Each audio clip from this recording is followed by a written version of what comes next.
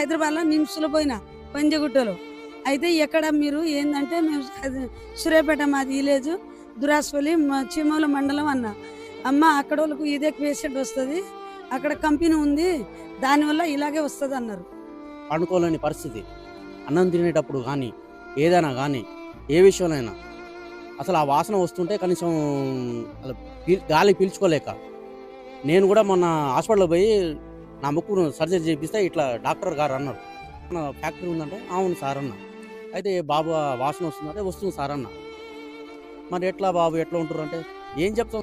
శాశ్వతంగా పరిష్కారం ఏంది మరి? ఆ కంపెనీని తీసేయాలి. ఆ కంపెనీ తీసేస్తే జర బతుకుతారు ఈడ ఉన్న జనాలు, లేకుంటే మాత్రం ఏ ఒక్కరు కూడా బతుకరు.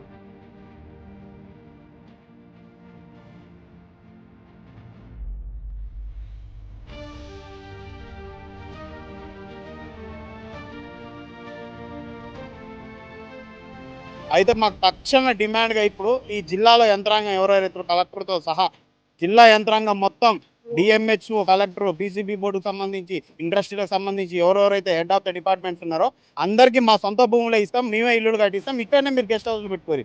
మీరు సూర్యాపేటకు ఈ ఫ్యాక్టరీకి దూరంగా మీరు కట్టుకొని ఇక్కడ నుంచి కలెక్టర్ ఆఫీస్ 5 నిమిషాల ప్రయాణం చేయొచ్చు. అదే జిల్లా యంత్రాంగం వచ్చి ఈ గ్రామంలో ఈ తండలో ఎందుకు ఉండకూడదు, ఇక్కడ మేమే భూములు ఇస్తాం, ఇక్కడ గెస్ట్ హౌస్ కట్టుకొని ఇక్కడ నుంచి మీరు డ్యూటీకి వెళ్ళండి, అప్పుడు మా బాధ తెలుసు. ఇక్కడ మా అనేక రకాల సమస్యలు, వాళ్ళు ఈత మనుషుల్లో ఒక 50 ఏళ్ళు వచ్చేసరికి క్షీణించిపోతున్నాయి వాళ్ళ ఆరోగ్యాలు. ఏ రకంగా చూస్తున్నా మేము పూర్తి స్థాయిగా ఈ ఫ్యాక్టరీ మహమ్మారికి బలైపోతున్నాం. కాబట్టి దయచేసి జిల్లా యంత్రాంగం ఎవరెవరైతే హెడ్ ఆఫ్ ది డిపార్ట్మెంట్స్ వాళ్ళకు మేమే భూములు ఇస్తాం, వాళ్ళు ఇక్కడ బస చేసి ఇక్కడ నుంచి వాళ్ళ విధులు నిర్వహించాలని ప్రగాఢంగా కోరుకుంటున్నాను. లేకపోతే తక్షణమే ఈ ఫ్యాక్టరీ మూసేయండి, లేకపోతే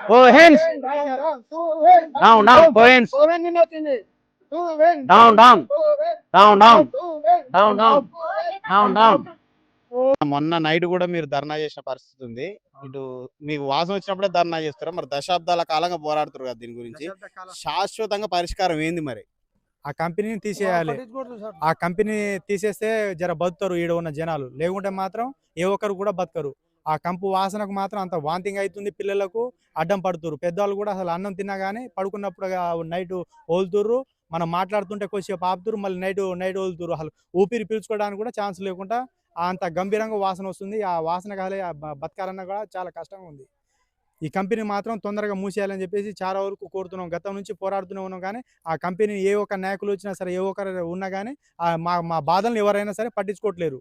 ఇప్పటికీ మెడిసిన్ ప్రతి ఒక్క ఇండ్లలో మెడిసిన్ నెలకు 6,000 7,000 మెడిసిన్ వాడినా కానీ ఆ ఉన్న జబ్బులు కూడా న్యాయం కావట్లేదు.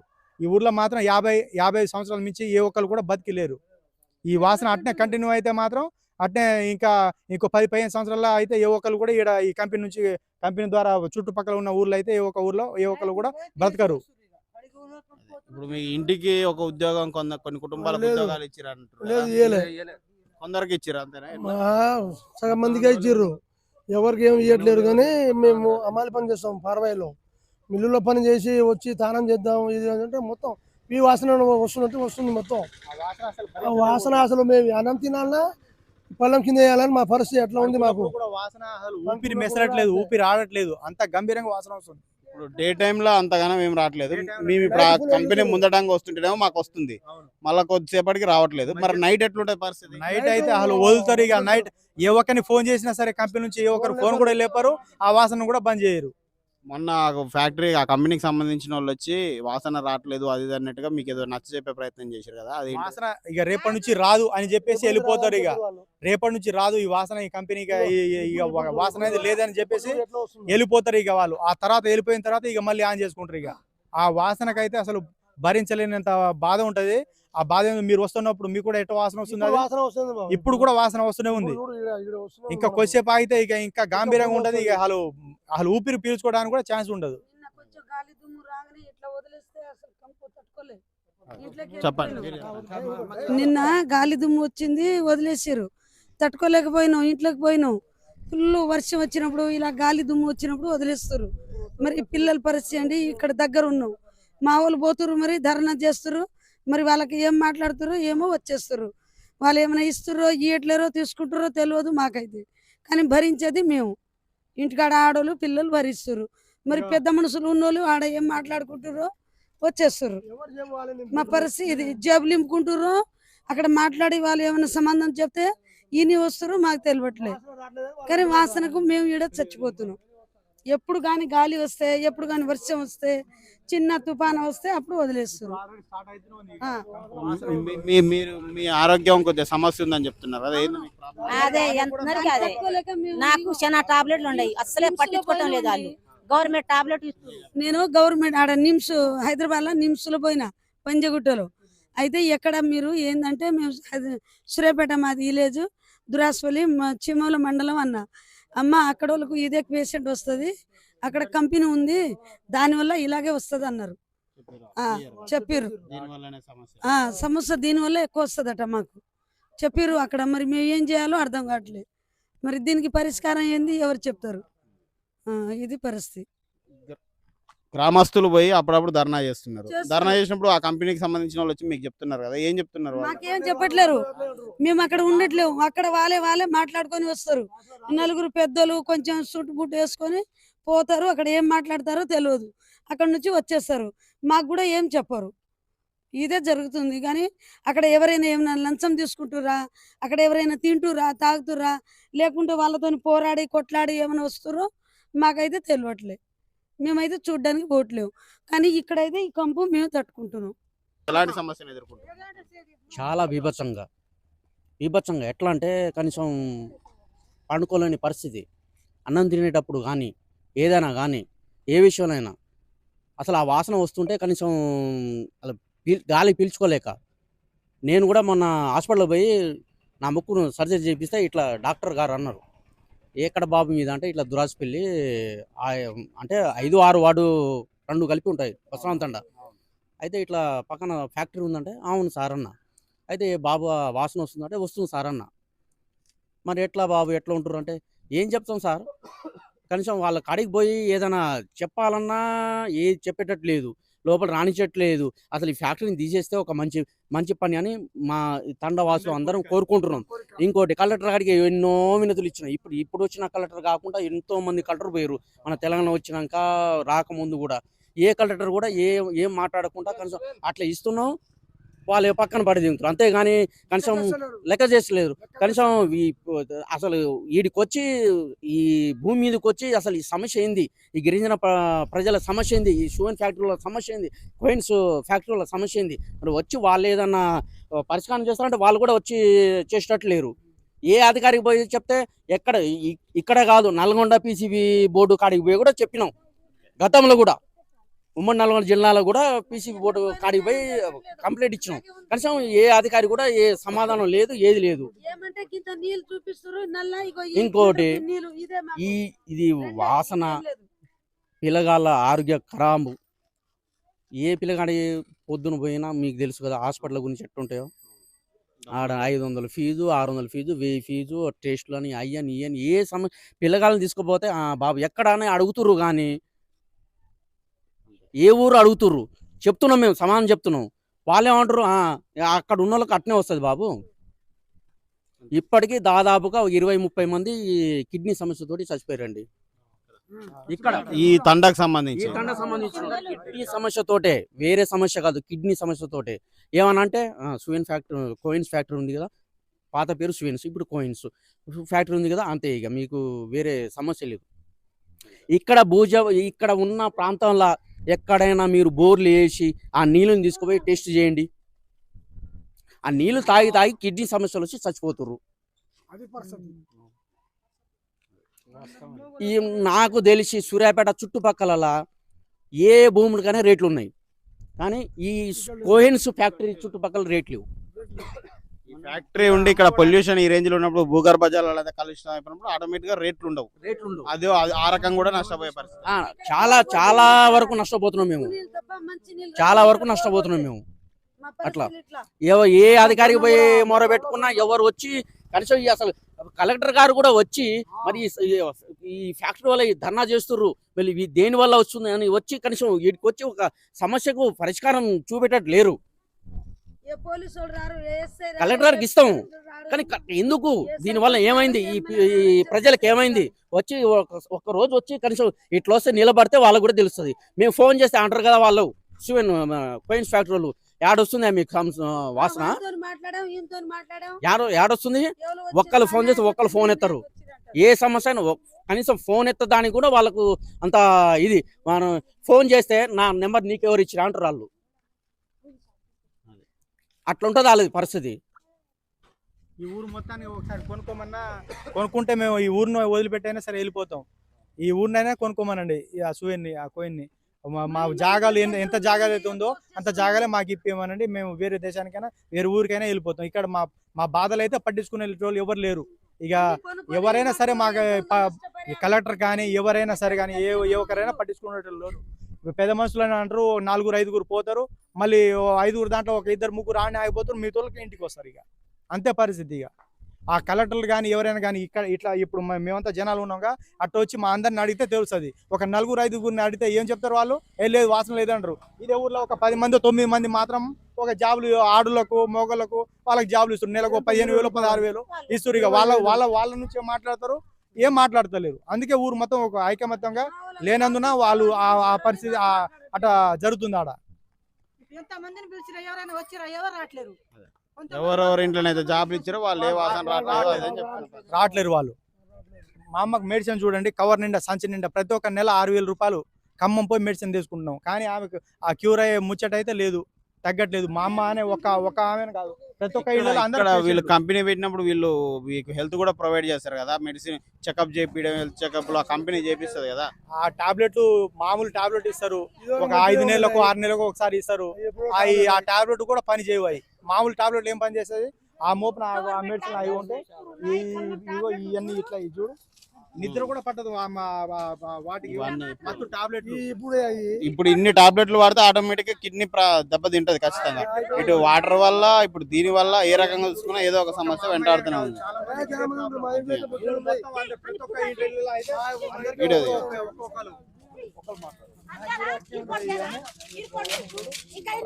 నెలకి ఇన్ని మెడిసిన్లు వాళ్ళు